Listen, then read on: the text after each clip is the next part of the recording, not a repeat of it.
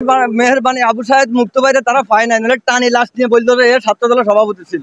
ওনারা এখন ক্যাডেট বাড়িতে চ্যাম্পিয়ন, কিন্তু আন্দোলনে ওনারা ছিল না। আপনারা মিডিয়া, আপনারা ছিলেন রাজপথে, আপনারা দেখছেন, কিন্তু আন্দোলনে কারা ছিল? বিভিন্ন ছত্রছায়ায়, বিভিন্ন নামে, বিভিন্ন ব্যানারে বাংলা জামাত ইসলামী ছাত্র শিবিরে ছিল। জামাত ইসলামী ছাত্র শিবির নয়, শুধু রিক্সা আল্লাহ খেটে খাওয়া দিন মজুর প্রত্যেকটা শ্রেণীর মানুষ নামছে, শুধু ছাত্র দল সেদিন কোথাও ছিল না।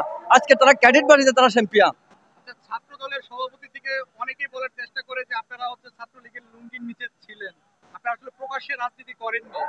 হঠাৎ করে আপনারা এই যে ছাত্র শিবির পূর্বে কখনো দেখা যায়নি, হঠাৎ করে কেন আপনাদের দেখা যাচ্ছে আপনারা লুঙ্গির নিচ থেকে রাজনীতি করেছেন? এই বিষয়টি ওনারা ছিল আন্ডারগ্রাউন্ডে, ওনারা আমাদেরকে দেখে নাই, আমরা ছিলাম রাজপথে। তো ওনারা আমাদেরকে কিভাবে দেখবেন? ওনারা তো ছিল আন্ডারগ্রাউন্ডে।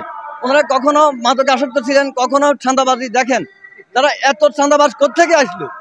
আন্দোলন সংগ্রামে এত মানুষ ছিল না। আজকে ফ্যাসিস্ট সরকার যখন এই দেশ থেকে ভারতের 5টা গোলামরা চলে গেছে বা গুপ্ত লুকাই গেছে, আজকে এত চাঁদাবাজ করতে গেলো। আজকে যারা চাঁদাবাজি করে, ইট দিয়ে পাথর দিয়ে মানুষ হত্যা করে, তারা আজকে 24শে বিপ্লবের ক্রেডিট নেওয়ার জন্য মানে খুব একটা করতেছে।